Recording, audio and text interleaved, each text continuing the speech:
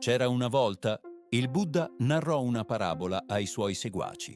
Immaginate un viandante che desidera attraversare un fiume, trova un albero, ne ricava una zattera e, servendosi di essa, raggiunge con successo la sponda opposta.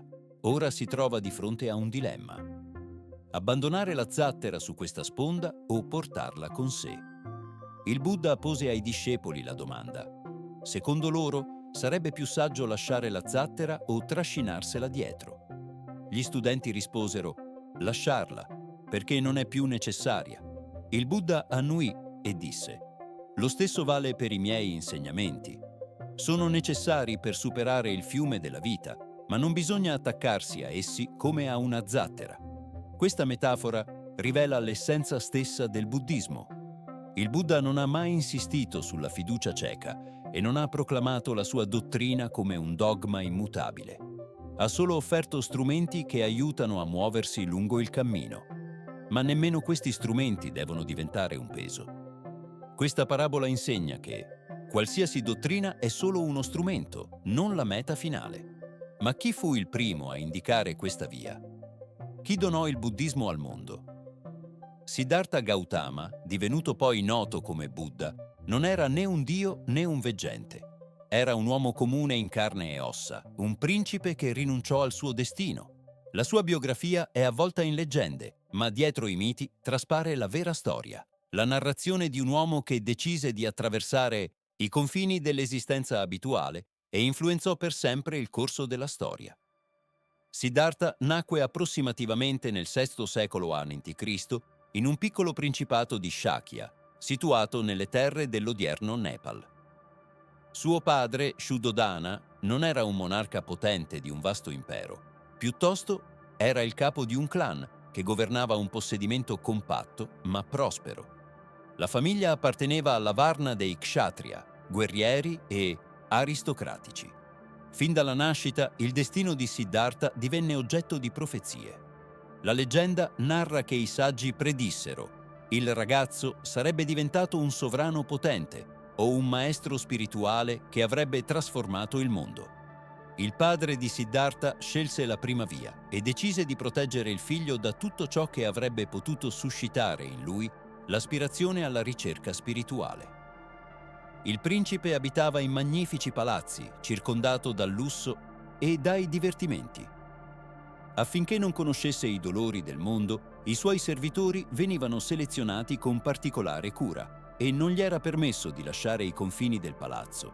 Si racconta che vivesse in 3 residenze, destinate a diverse stagioni, invernale, estiva e per la stagione delle piogge. Ma è possibile nascondere la verità? Tutto cambiò quando un giorno Siddhartha uscì dalle mura del palazzo. La leggenda afferma che visse 4 incontri significativi. La prima volta vide un vecchio. La sua pelle era rugosa, il corpo indebolito e la schiena curva. «Che cosa gli è successo?» chiese il principe. «Tutte le persone sono soggette all'invecchiamento», rispose il servo. La seconda volta vide un uomo malato. Era sdraiato a terra, il suo corpo tremava per il freddo e le sue labbra fremevano per il dolore. «Perché? Soffre?» chiese di nuovo Siddhartha. «Tutti possono ammalarsi», disse il servo. Il terzo incontro fu ancora più spaventoso. Vide un cadavere. Le persone piangevano, lamentando il suo corpo, preparandolo al rogo funebre. «Muoiono tutti?» chiese il principe.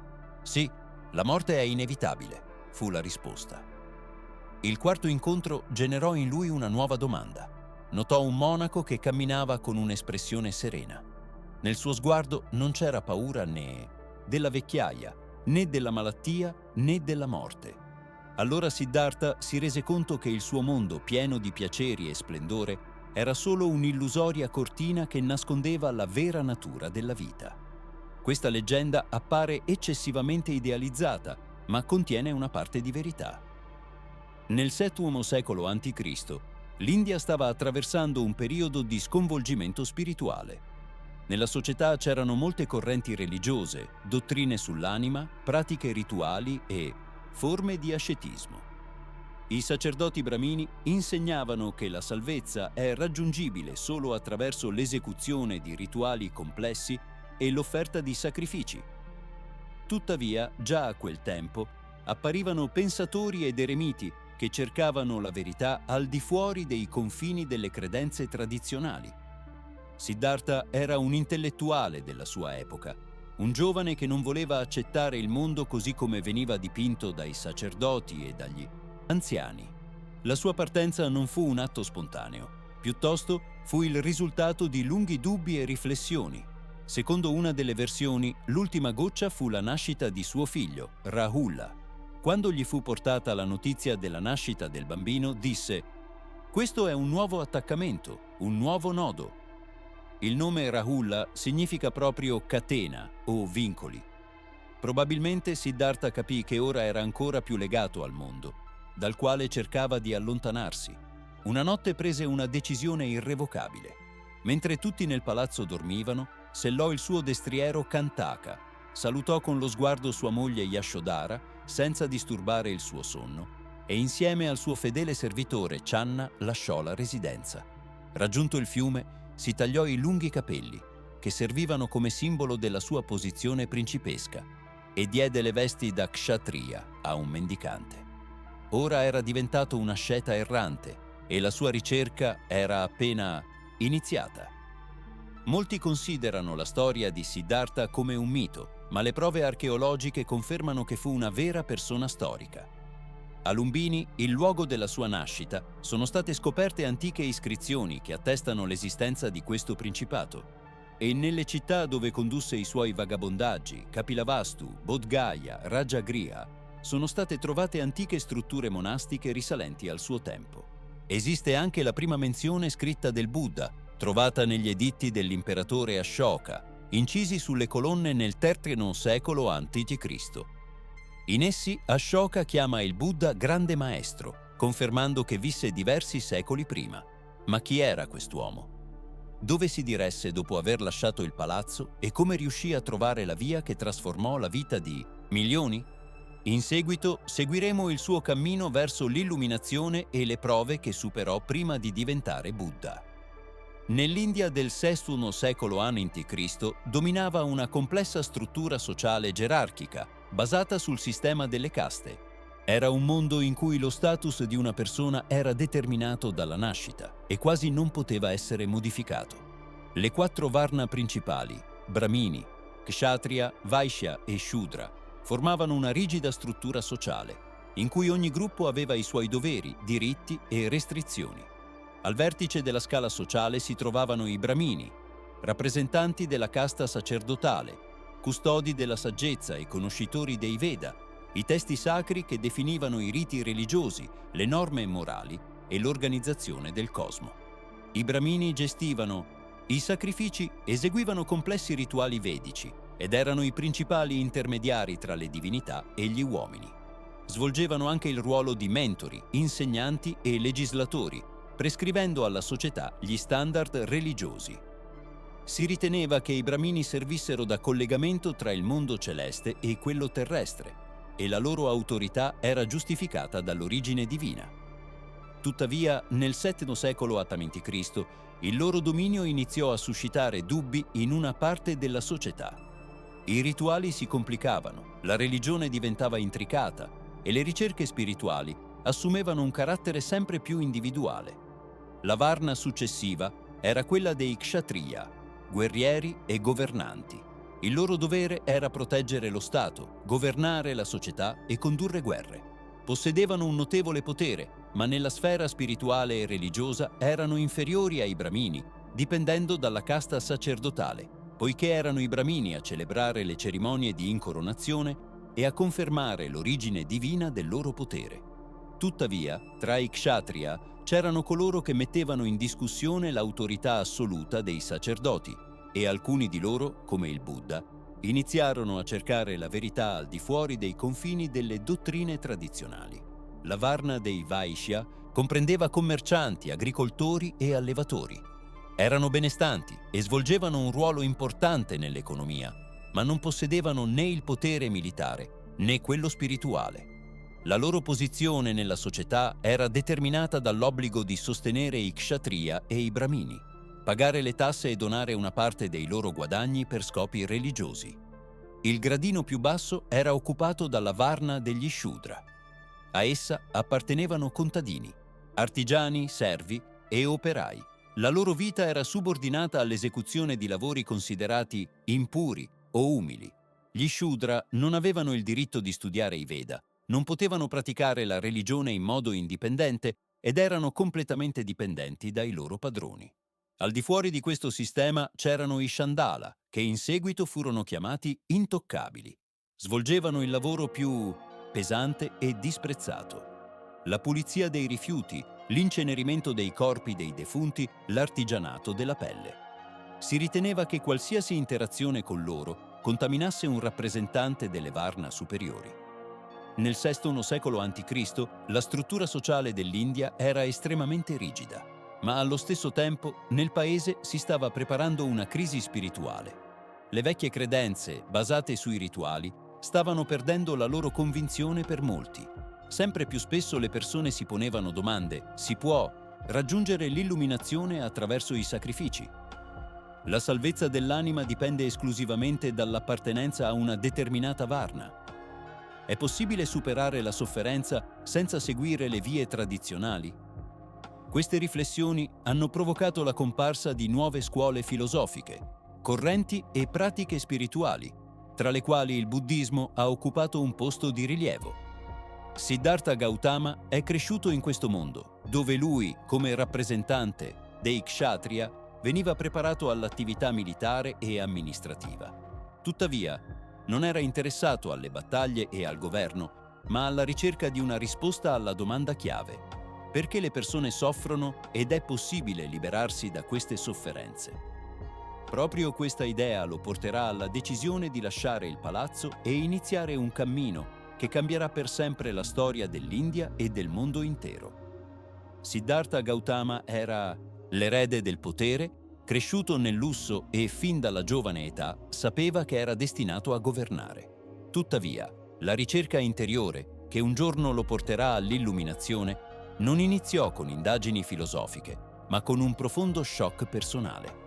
Per lui la ricerca della verità non divenne semplicemente una questione di curiosità o di autoperfezionamento spirituale, ma una questione di vita o di morte.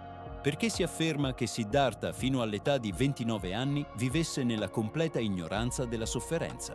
Suo padre si impegnò a fondo affinché il figlio non conoscesse l'esistenza nella vita di malattie, vecchiaia e morte.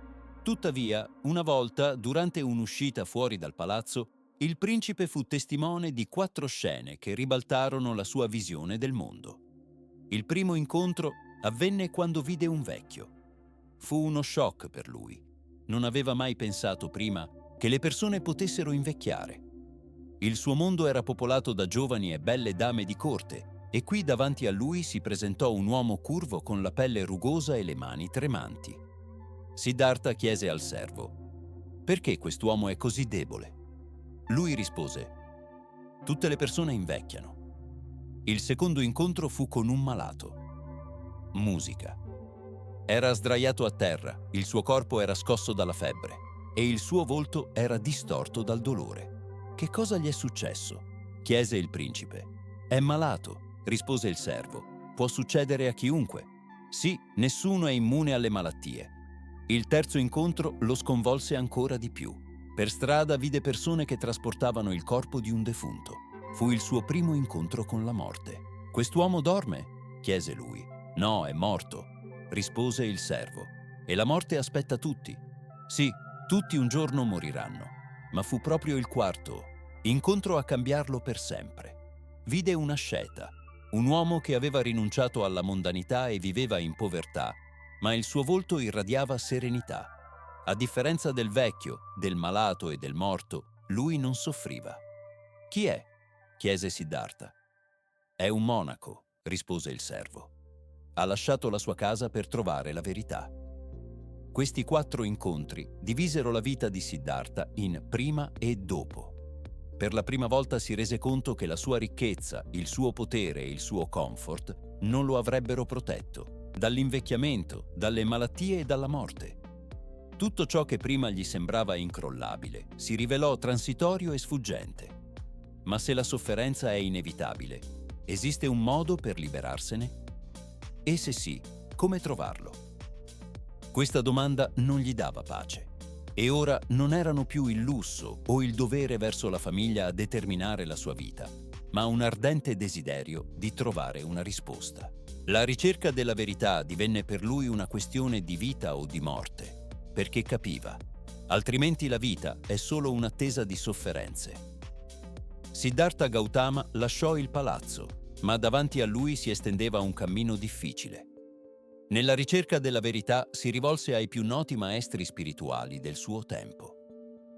Nell'antica India esistevano molte tradizioni religiose e quasi tutte offrivano vari metodi per liberarsi dalle sofferenze. I Brahmini, i sacerdoti della religione vedica, insegnavano che la salvezza dell'anima è possibile solo attraverso i rituali, i sacrifici e il rispetto delle prescrizioni di casta.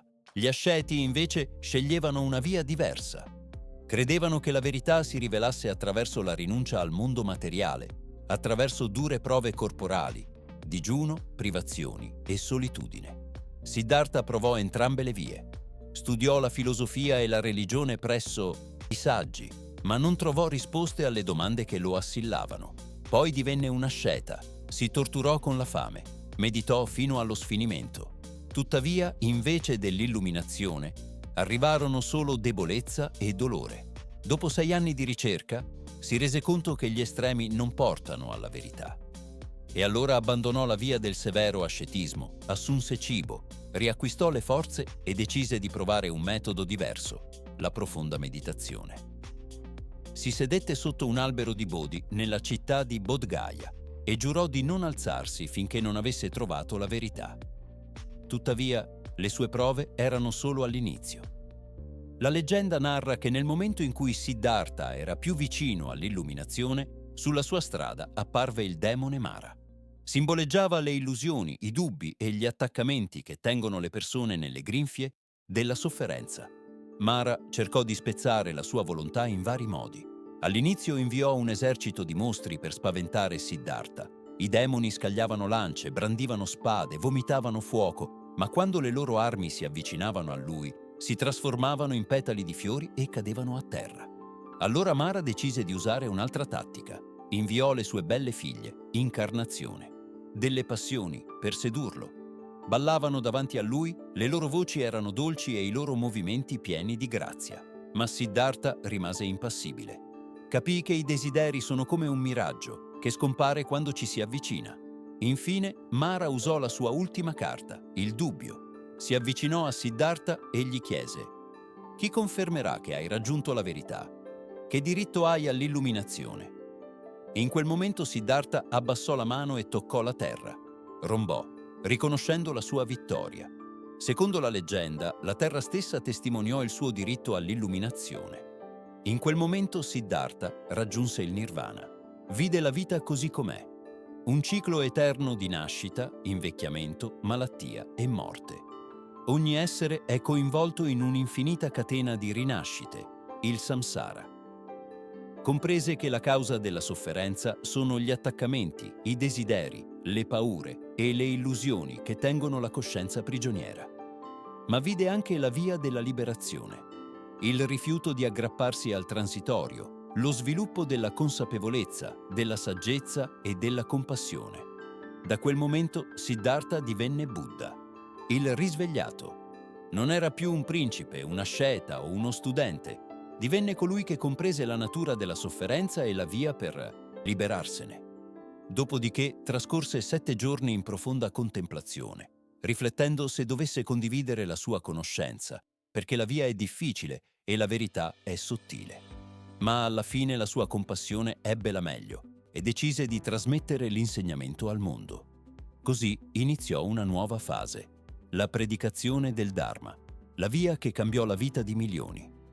Dopo aver raggiunto l'illuminazione, il Buddha rifletté a lungo se dovesse trasmettere la sua conoscenza agli altri. Si rese conto che la verità a cui era giunto era difficile da capire. La maggior parte delle persone vive in catene di desideri e attaccamenti, inseguendo illusioni, ed è difficile per loro accettare che la sofferenza sorge proprio da questo desiderio di aggrapparsi a un mondo che cambia continuamente. Ma in lui viveva una grande compassione. Capiva che anche se solo pochi fossero riusciti a comprendere il suo insegnamento, avrebbe comunque portato beneficio al mondo. Alla fine, prese la decisione di trasmettere la sua via a coloro che erano pronti ad ascoltare. Per prima cosa si recò nel Parco dei Cervi a Sarnath, dove un tempo viveva insieme a 5 asceti. Queste persone erano state un tempo suoi compagni nella pratica dell'abnegazione, ma lo avevano lasciato quando aveva rinunciato all'estremo ascetismo, decidendo che aveva tradito la via della vera ricerca spirituale. Ma ora, vedendo la sua calma e la sua forza interiore, sentirono che aveva trovato qualcosa di importante. Quando il Buddha si avvicinò a loro, all'inizio intendevano ignorarlo, ma non ci riuscirono. In lui c'era qualcosa che prima non avevano visto, un'assoluta chiarezza e una profonda pace. Non cercava più la verità, la conosceva. Gli chiesero cosa fosse successo. E allora il Buddha pronunciò il suo primo sermone, noto come Sutra della messa in moto della ruota del Dharma. In esso espose le 4 nobili verità: che la vita è piena di sofferenza, dukkha, che la sofferenza sorge dagli attaccamenti, samudaya, che si può liberare dalla sofferenza, nirodha, e che per questo bisogna seguire l'ottuplice sentiero, magga, la via della corretta visione, intenzione, parola, azione, stile di vita, sforzo, consapevolezza e concentrazione. Questi 5 asceti divennero i suoi primi discepoli e così nacque la prima comunità buddista, il Sangha. A differenza delle tradizionali correnti religiose dell'India, il buddismo non era legato all'organizzazione sociale delle caste. Al Sangha poteva unirsi chiunque, indipendentemente dall'origine, che si trattasse di un nobile kshatriya, di un sacerdote brahmino, di un commerciante vaishya o persino di uno shudra, che nella società indiana era considerato impuro. Questo fu un cambiamento rivoluzionario, poiché nella tradizione indiana la possibilità della liberazione spirituale era considerata un privilegio delle caste superiori. L'insegnamento del Buddha si diffuse oralmente. Non scriveva i suoi discorsi, ma li trasmetteva sotto forma di conversazioni e insegnamenti. Usava parabole, metafore e allegorie, affinché le sue idee fossero accessibili anche a coloro che non avevano una preparazione filosofica. Non chiedeva che gli credessero senza riflettere, ma al contrario affermava che le sue parole dovevano essere verificate sulla propria esperienza, proprio come un orafo verifica la purezza del metallo. Questa tradizione orale si conservò per secoli, finché, alcune centinaia di anni dopo la sua morte, i suoi seguaci non registrarono il suo insegnamento su foglie di palma. Il Buddha e i suoi discepoli conducevano uno stile di vita errante, non trattenendosi a lungo in un solo luogo. Il loro cammino non era legato alla sedentarietà. Vivevano di elemosina, seguendo il principio dei bisogni minimi. Tuttavia, gradualmente la comunità buddista si ingrandì e iniziarono a comparire monasteri, dove i monaci potevano dedicarsi alla pratica della meditazione, all'insegnamento e alla discussione della dottrina. Ma il buddismo aveva anche degli oppositori. L'insegnamento del Buddha negava la necessità di sacerdoti, rituali complessi e sacrifici. Affermava che la liberazione spirituale non dipende dalla posizione di casta, ma è accessibile a chiunque comprenda la natura della sofferenza e impari a superarla. Questo provocò una forte opposizione da parte dei Brahmini, i rappresentanti della casta sacerdotale della religione vedica. Erano loro a possedere il monopolio della conoscenza sacrale, a condurre rituali complessi, a gestire i sacrifici e a controllare la vita religiosa della società. Se la salvezza è accessibile a tutti senza la partecipazione dei sacerdoti, allora il loro potere si troverebbe minacciato. Questa opposizione crebbe gradualmente. Nonostante il patrocinio di alcuni governanti, in particolare del grande imperatore Ashoka nel III secolo a.C., il buddismo in India perse gradualmente le sue posizioni. Il brahmanesimo, trasformandosi in induismo, riuscì ad adattare una parte delle idee buddiste, ma allo stesso tempo a conservare il sistema delle caste, i riti religiosi e il predominio dei sacerdoti. Una delle ragioni del declino del buddismo fu il fatto che dipendeva molto dal sostegno dei governanti. I monasteri buddisti prosperavano quando i re erano favorevoli, ma non appena la dinastia cambiava e il nuovo governante sosteneva l'induismo, i monaci venivano privati delle fonti di finanziamento. Alla fine, nel VII secolo d.C., il buddismo si trovò in uno stato di declino e nel XII secolo era praticamente scomparso in India, soprattutto dopo le invasioni dei musulmani che distrussero monasteri e templi.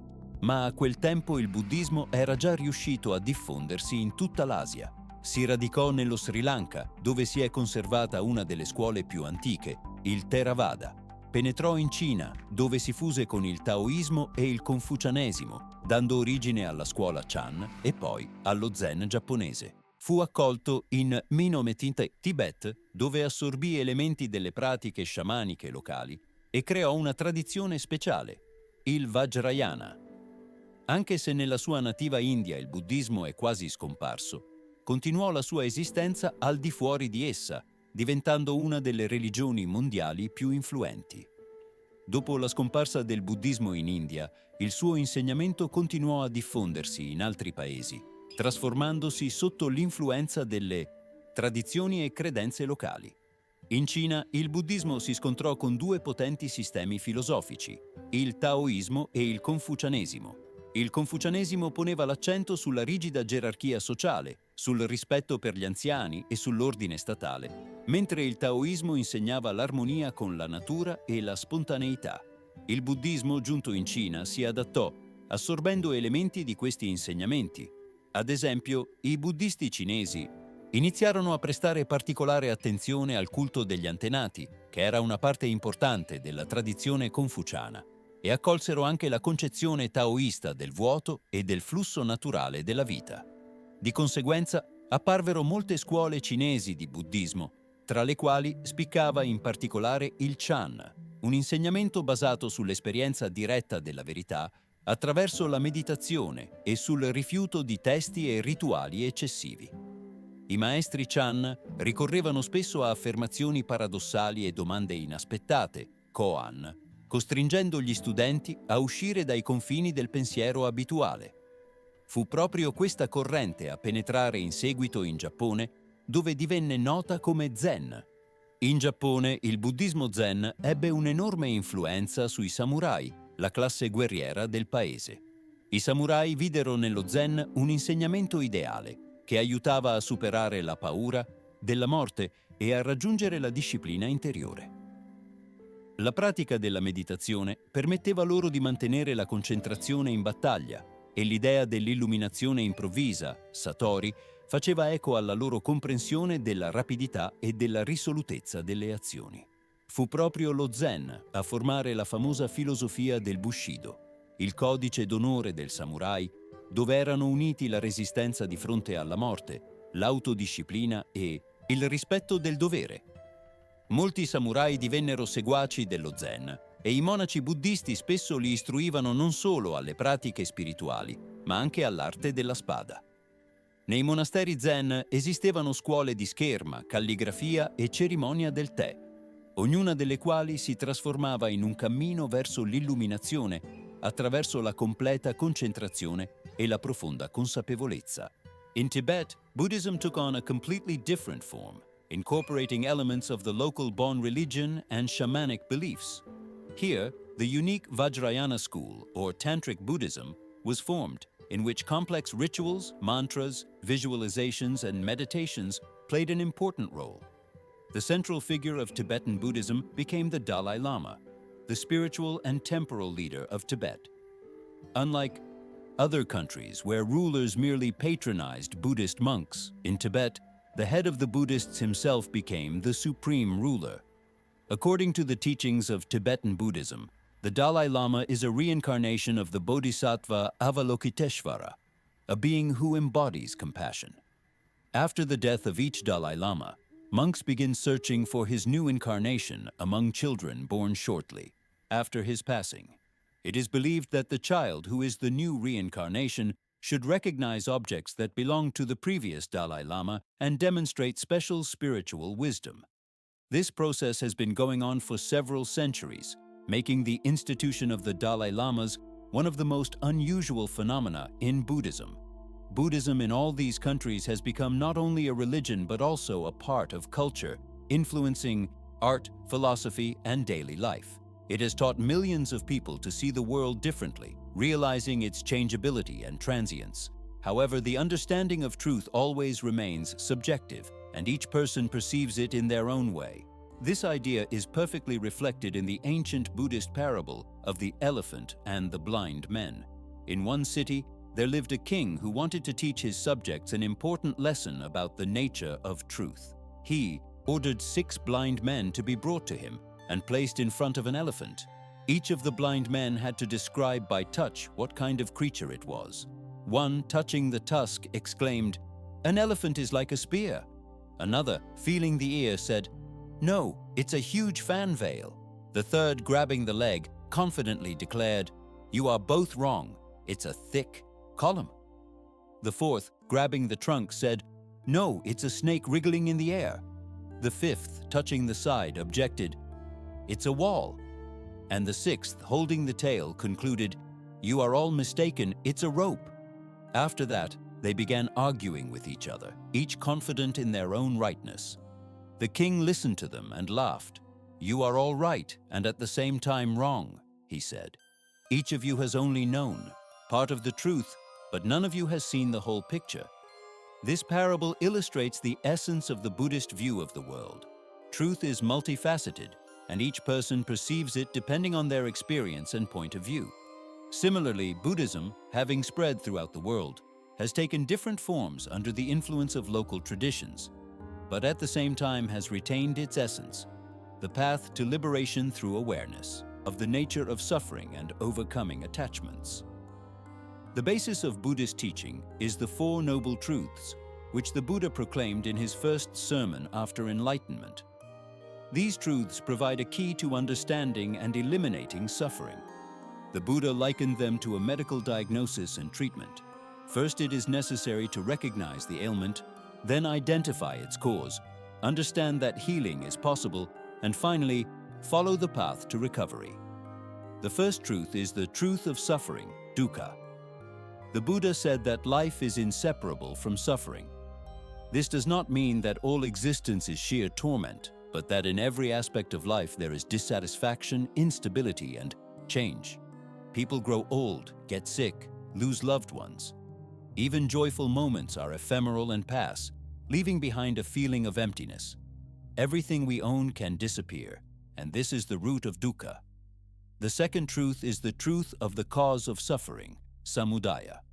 The Buddha taught that the cause of dukkha is desires and attachments. We want pleasant moments to last forever, but they pass. We experience the fear of loss because we are attached to things and people. We crave recognition, power, pleasure, and when we don't get them, we suffer. Even if desires are fulfilled, new ones soon arise, and this cycle is endless. At the heart of it all lies thirst, tanha, a constant striving for more, which makes the mind restless. The third truth is the truth of the cessation of suffering, nirodha. The Buddha affirmed that liberation from suffering is attainable. If the cause of dukkha is attachments and desires, then by getting rid of them, a person reaches a state of peace. This does not mean that he becomes indifferent. He simply stops clinging to the transient. In this state called nirvana, the mind is calm and free. He is no longer involved in the endless race for pleasures. The fourth truth is the truth of the path to the cessation of suffering, magga. The Buddha pointed out a specific path leading to liberation. This path is known as the Noble Eightfold Path. It includes right understanding, right intention, right speech, right action, right livelihood, right effort, right mindfulness, and right meditation, concentration. Following this path helps a person develop wisdom, morality, and concentration, gradually freeing him from suffering.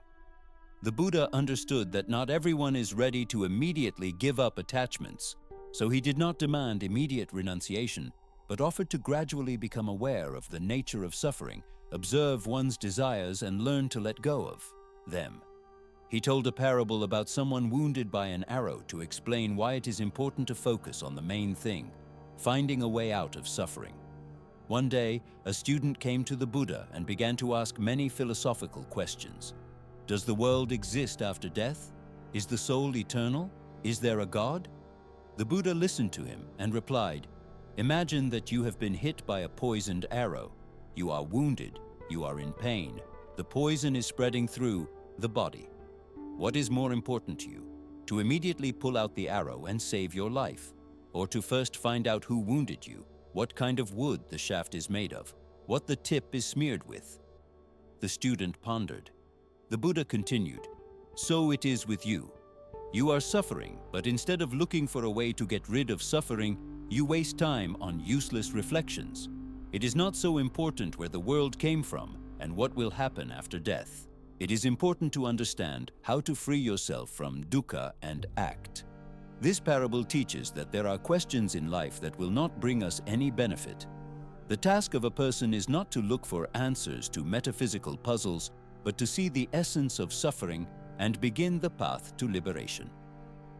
The Four Noble Truths and the Noble Eightfold Path are a practical guide that the Buddha left to those who seek genuine peace. From the point of view of Buddhism, suffering dukkha is an integral part of life. This is not only physical pain or mental anguish, but also a more subtle, deeper state of dissatisfaction that permeates all existence. Everything in this world is impermanent. Our bodies age, loved ones pass away, joyful moments pass, leaving behind emptiness.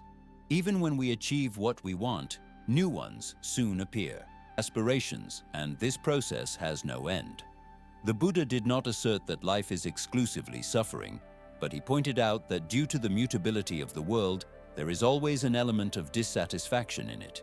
Even pleasant things are temporary, and their inevitable end can cause pain.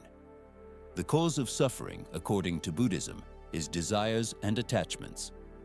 This is the second noble truth. The source of dukkha is thirst, tanha.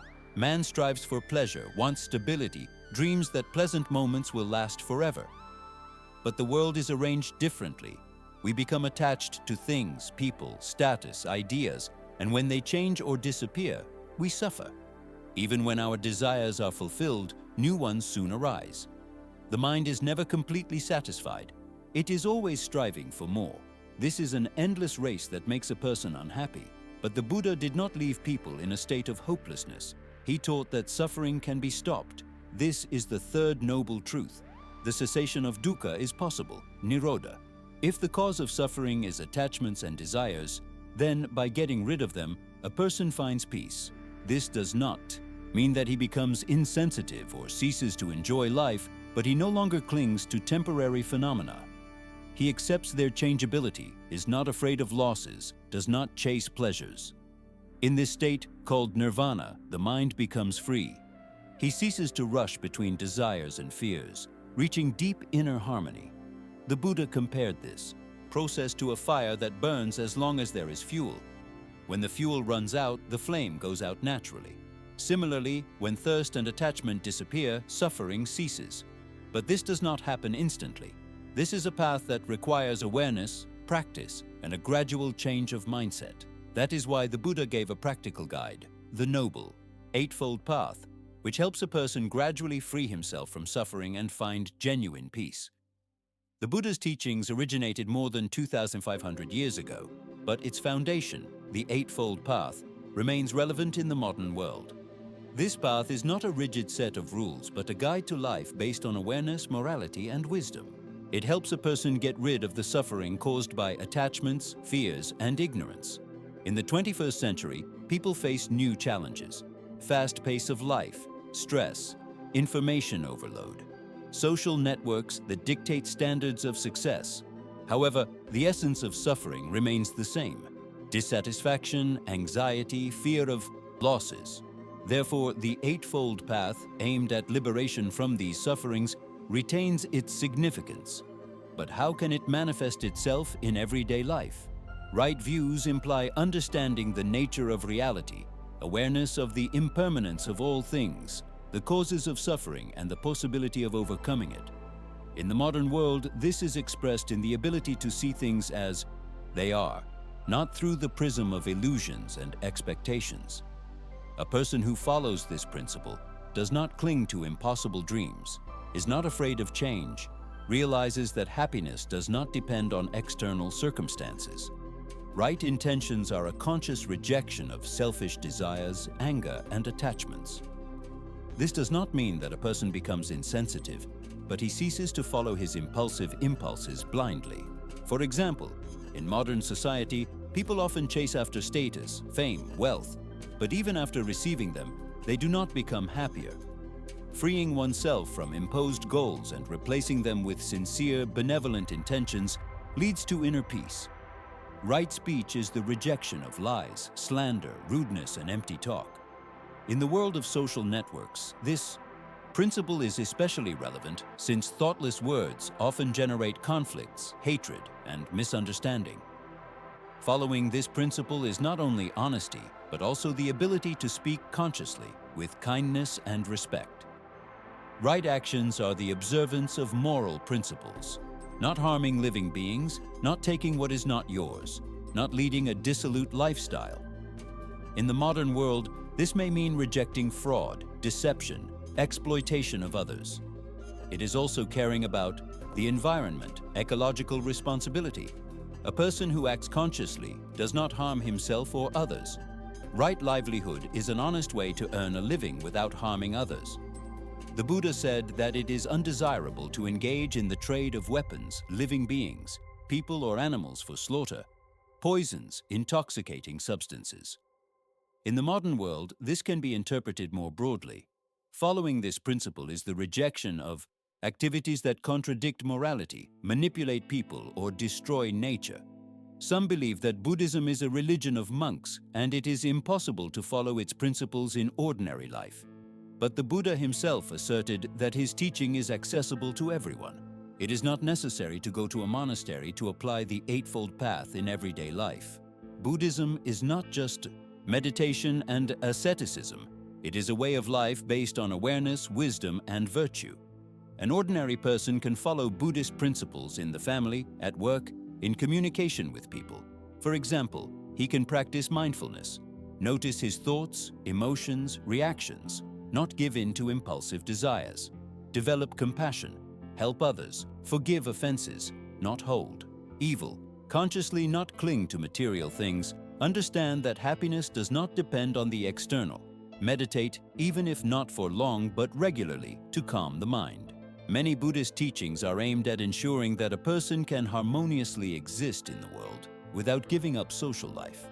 The main thing is awareness of one's actions, words, thoughts, and their consequences. When the Buddha was teaching his followers, one of his students named Sona was overly diligent in his meditations. He exhausted himself, hoping to reach enlightenment as soon as possible. One day the Buddha asked him, "Sona, have you ever played the lute?" "Yes, master," replied the student. "If the string is too tight, what happens?" "It breaks. And if it's too weak?" "It doesn't sound." "So it is with spiritual practice," said the Buddha. Excessive diligence will lead to exhaustion, and too weak a mood will lead to inaction. Only the middle path, where there is balance, leads to enlightenment. This parable reminds us that Buddhism is not extremes but balance. A person should not torture himself, but should not indulge in laziness either. The Eightfold Path is a harmony between inner discipline and the natural flow of life. Following the Eightfold Path in the 21st century is possible and even necessary. It does not require renouncing the world, but on the contrary, helps to consciously live in it without clinging to illusory values. A person can be a Buddhist without becoming a monk. What matters is not where he lives, but how he thinks and acts. Emptiness, or shunyata, is one of the key concepts of Buddhism that turns the usual idea of reality upside down. In everyday life, we perceive the world as consisting of separate, independent objects. A chair is a chair, a person is a person, a tree is a tree. We are used to thinking that things exist on their own, have their own immutable essence. But Buddhist philosophy asserts, nothing exists independently. Everything depends on many conditions and factors.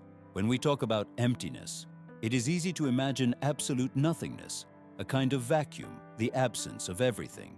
However, Buddhism does not mean this. Shunyata means the absence of its own, immutable nature, self, in all phenomena. Anything exists only thanks to its connection with other things and conditions. If we take, for example, a table, we will see that it consists of wood, nails, glue. But if you disassemble it into its constituent parts, the object table itself will disappear. Only separate boards and fasteners will remain.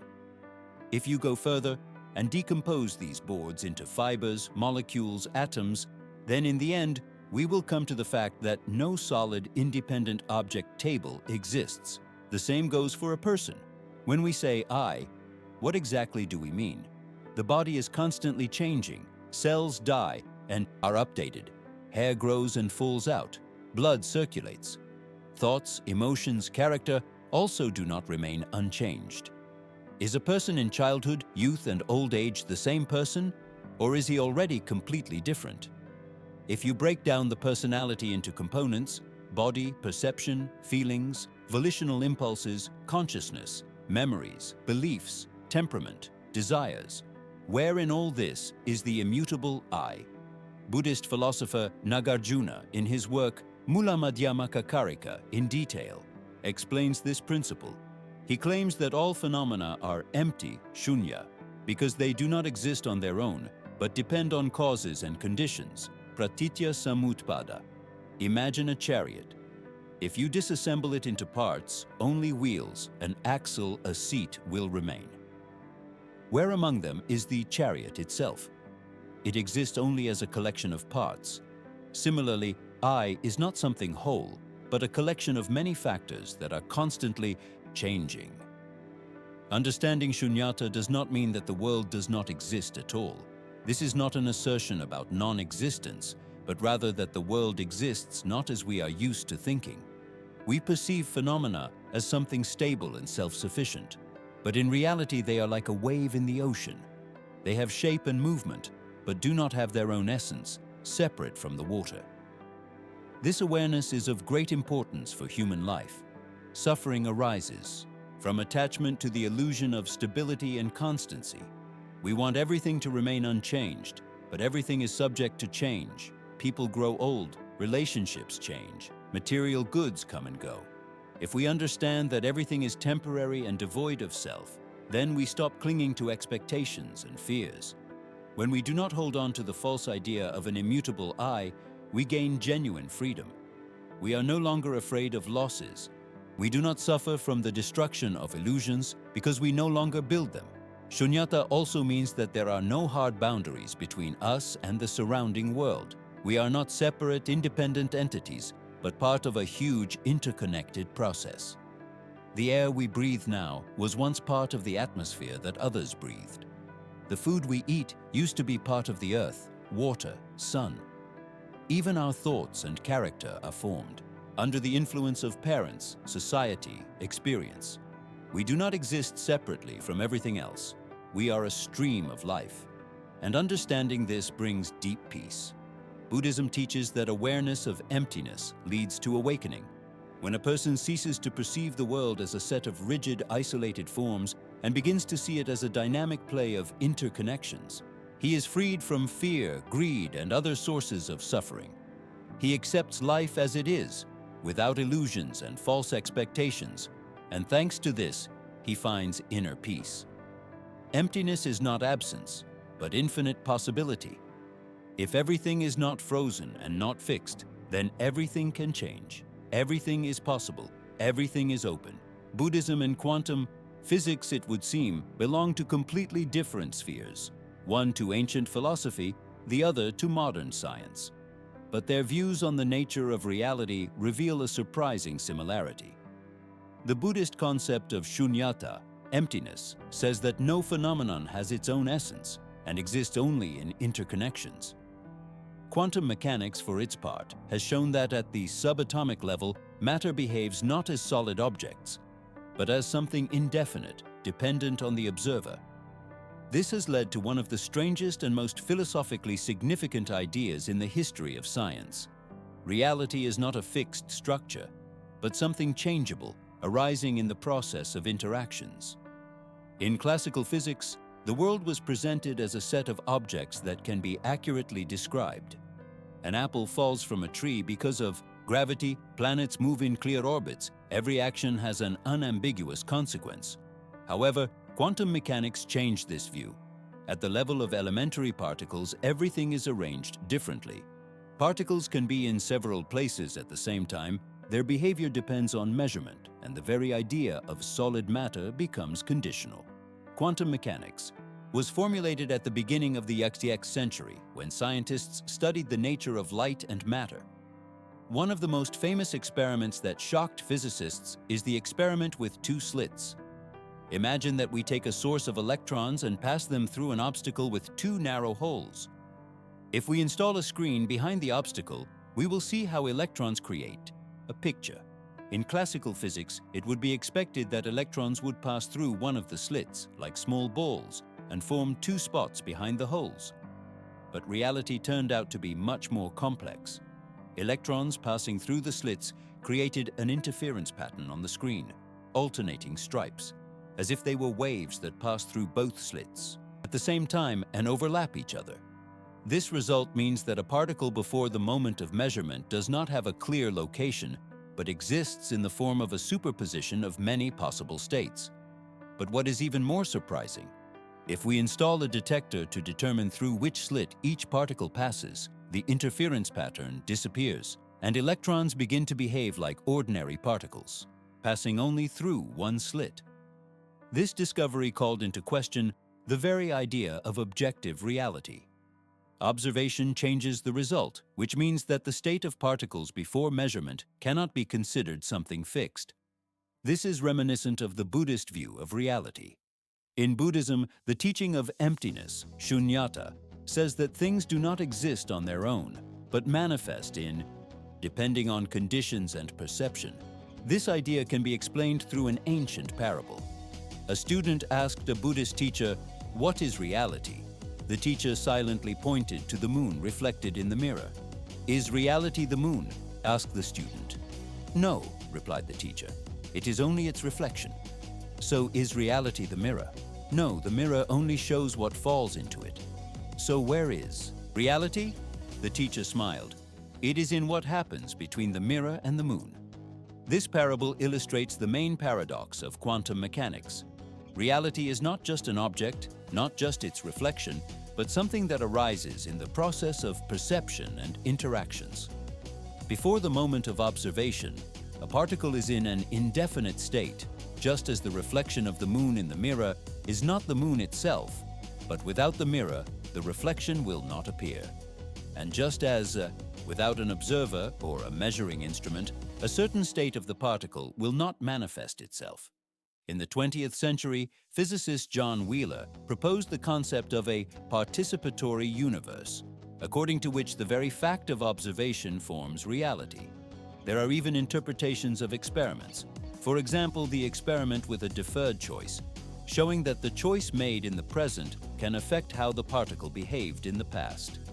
This raises the question, does an objective reality even exist independent of our perception?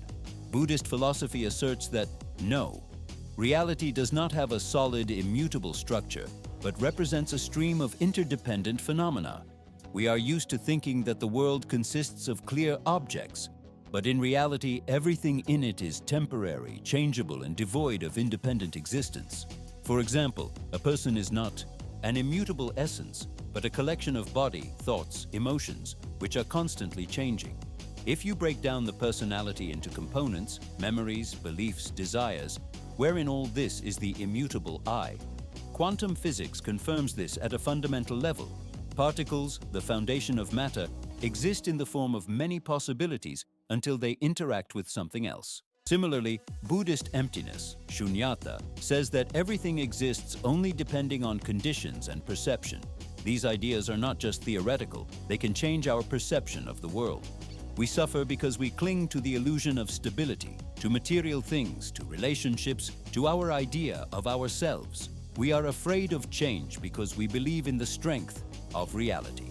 But if we understand that everything is temporary, that no thing exists on its own, we gain freedom. The realization of this is like awakening. As the Buddha said, nothing has independent existence, but that is why everything is possible. Reality is not frozen, but fluid, and in this lies its beauty. Everything is not fixed, which means everything can change. The world is not a solid structure, but an infinite field of possibilities, open to perception. Buddhism is not just a religion, but a deep philosophical system that offers a person not dogmas, but practical tools for life. That is why, even after 2,500 years, its ideas remain relevant in the modern world where stress, uncertainty, and the constant race for success have become the norm. Buddhism helps to look at your life differently, find inner balance, and gain freedom from unnecessary suffering. One of the key ideas of Buddhism is mindfulness, being here and now. We often live either in the past, remembering offenses and regrets, or in the future, worrying about what might happen. But real life happens precisely in the present moment. Buddhist practices teach to notice what is happening around and inside us without being distracted by endless thoughts and anxieties. This is not just a philosophical concept, but a skill that can be developed. Modern neuroscience research shows that meditation based on the principle of mindfulness helps reduce stress levels, improves concentration, and even has a positive effect on brain health. Buddhism teaches that everything in the world is subject to change. Anicca. We try to hold on to what we value, relationships, youth, material goods. But sooner or later, all this changes or disappears. It is fear of change and the attempt to resist the inevitable that becomes the cause of suffering, dukkha. When a person accepts the idea of impermanence, he begins to more easily experience losses and disappointments, not perceiving them as something tragic. Life becomes freer when you don't cling to illusions of stability. Buddhism does not call for abandoning all the worldly and going to a monastery, but it shows that attachments to things, people, your ideas about yourself make us vulnerable. We depend on external circumstances, and if something goes wrong as we expected, we experience pain. Realizing that happiness should not depend on the external world gives inner freedom. This does not prevent you from loving and rejoicing, but it allows you not to turn these feelings into a painful dependence. The modern world often encourages selfishness and competition, but Buddhism reminds, everything in this world is interconnected. By helping others, we not only do good, but also create harmony in our own lives. Compassion, karuna, does not mean weakness. It is the realization that everyone has suffering, and that kindness and empathy can change the world for the better. These ideas can be illustrated by an old Buddhist parable. A philosophy professor came to a Zen master and began telling him about his views on Buddhism. He spoke about the books he had read, the concepts he had studied, and his theories. The master listened silently and then began to pour him tea. The cup filled up, but he continued to pour, and the tea began to overflow. "What are you doing?" exclaimed the professor. "The cup is already full, nothing more will fit in it." Then the master smiled and said, "You are like this cup. Your mind is full of knowledge, beliefs, and prejudices. But until you empty it, you will not learn anything new." Buddhism does not require believing in the supernatural or following strict rules. It offers a way to look at the world differently, notice its mutability, not cling to illusions, develop awareness and kindness. These principles are universal and useful to everyone, regardless of religious views. The main thing that can be taken from Buddhism is the understanding that happiness does not come from outside, but is born inside. We cannot control everything around us, but we can control our attitude to life. When you stop being afraid of change and clinging to illusions, the world becomes wider, calmer, and freer.